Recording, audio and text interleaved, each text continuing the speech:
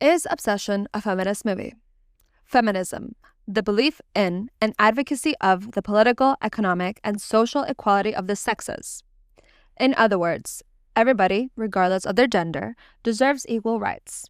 Feminism does not mean that men and women are the same. It means that both men and women deserve the same governmental protection rights and same social, political, economic opportunities. The film Obsession has created a lot of debates online regarding women's autonomy and the reality of the nice guy. In this short essay, I want to talk about what makes a movie horror feminist and why, in my opinion, Obsession is not a feminist film. Buenas, my name is Adriana, and welcome to my world. Here, I talk about art, film, and personal growth. Art is subjective by nature. You and I might share different perspectives on the same thing. I titled this film, Is Obsession a Feminist Film? Because I want this to be a conversation rather than just me giving you a straight up black and white answer. Even though I personally don't view this film as a feminist movie, I can understand why some people do see this as a feminist film, as the subtext is regarding women's autonomy. But because of the following reasons, it is really hard for me to see this as a feminist film, but I'm open to interpretation and would love to talk about it with people in the comments. One of the few movies where I think the hype around it is understandable, and I encourage you to go watch it and form your own opinions about it. Now, major spoilers ahead for the Obsession film. Obsession is centered around Bear, the classic sentimental nice guy. He has a massive crush on his friend Nikki, but has never expressed his true feelings about her.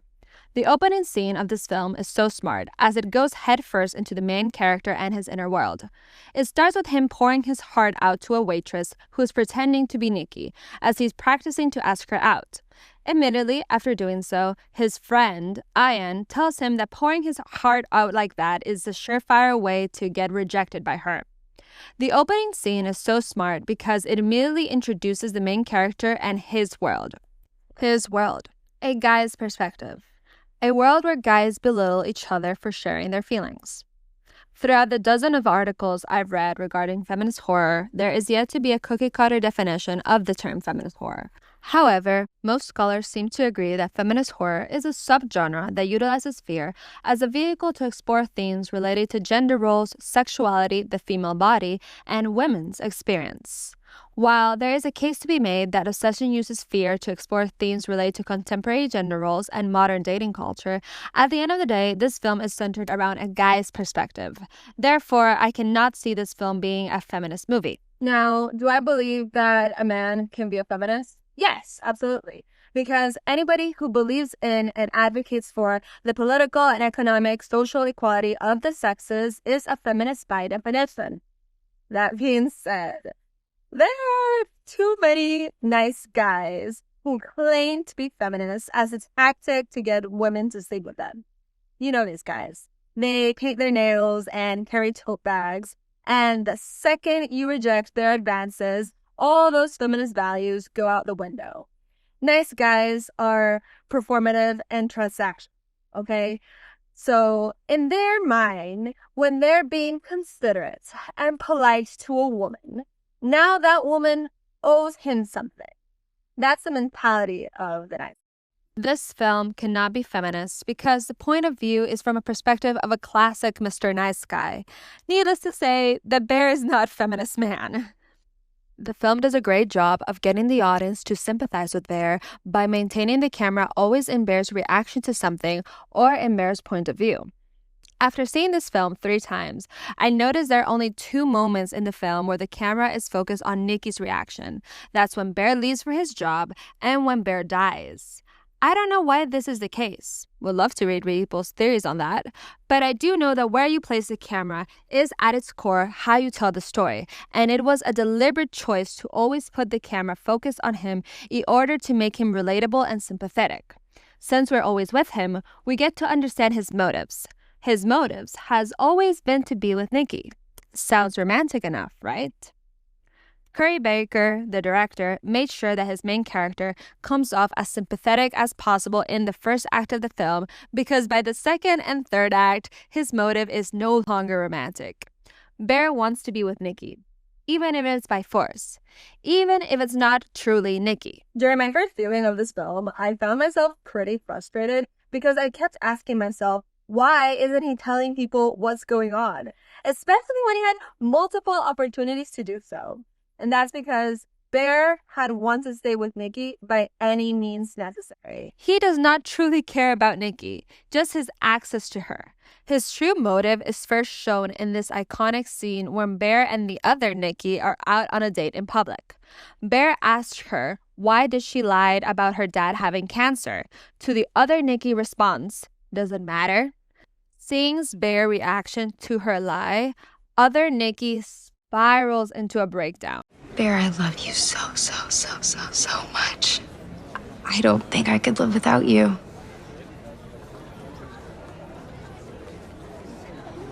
You love me more than anyone in the world?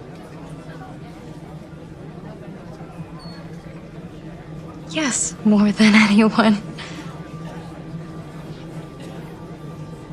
Nikki, Yeah? does your dad really have cancer?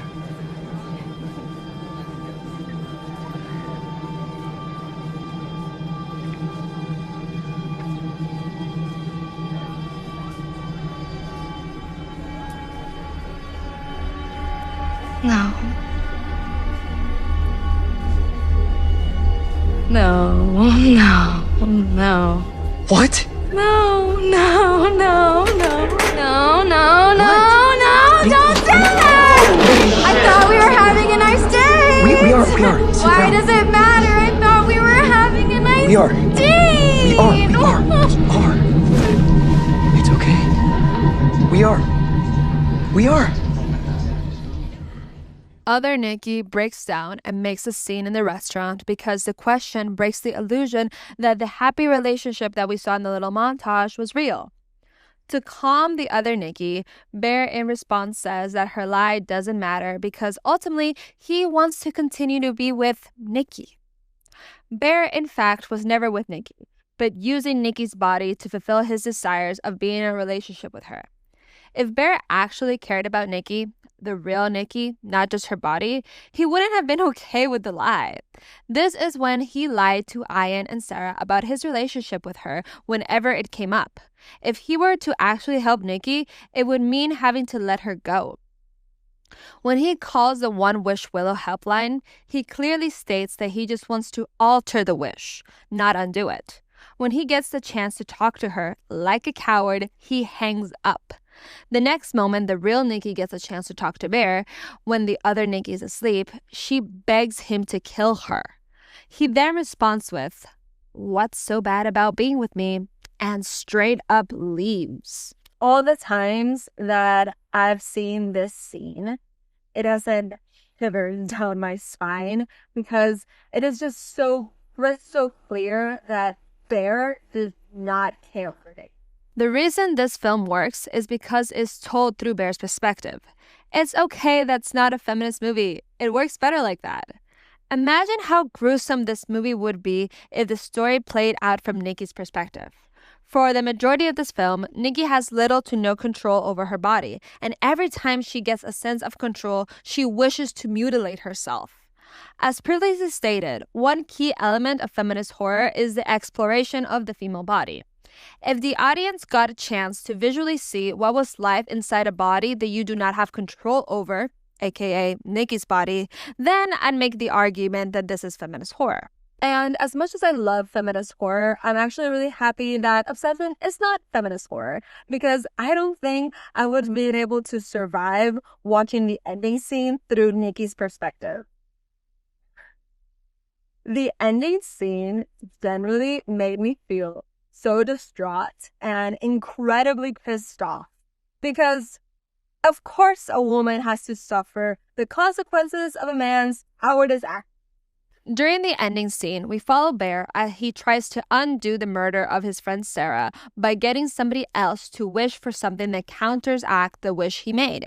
Events escalate quickly when Bear returns home to find his house as possessed and demonic as the other Nikki has become. Other Nikki is now wearing Sarah's clothes, has drawn in her tattoos, and has tied up Sarah's naked and mutilated body in his living room. The atmosphere is not just dark, but claustrophobic, gross, and violent. Bear is now trying to get the other Nikki to wish this all away, but since he was unable to convince her, he tries to kill himself by swallowing pills. When he locked himself in the bathroom to swallow said pills, there's a small moment when the other Nikki tells him, maybe we should take a break, get some space from one another. And even though this is what he had suggested earlier, in the film, he completely ignores her, proving once more that he does not care about Nikki, but instead he's reacting to his friend's death at this moment. The nightmare finally ends when the other Nikki wishes for Bear to love him as much as he loves him. That's when he leaves the bathroom, and for a brief moment, we're meant to believe that everything is solved and these two are just going to be crazy psychos in love. But no, it turns out that the pills did work and Bear does die. His death wakes up the real Nikki, and now she is the one who has to deal with all of Bear's cowardice mistakes. Good films make their audience feel something, and I found myself concerned, shocked, scared, grossed out, pissed off, and distraught during this film. I found this film to be quite innovative in its writing, acting, and production overall. And while I'm happy that this film has brought up a lot of feminist issues regarding women's autonomy and the dynamics of a controlling relationship, at the end of the day, Obsession is not a feminist film. I also think there's a lot to be said about men's reactions to this film and how some people online have started calling Nikki a crazy Latino girlfriend. But that's the topic for another video. Go watch this movie and form your own opinions about it. Bye!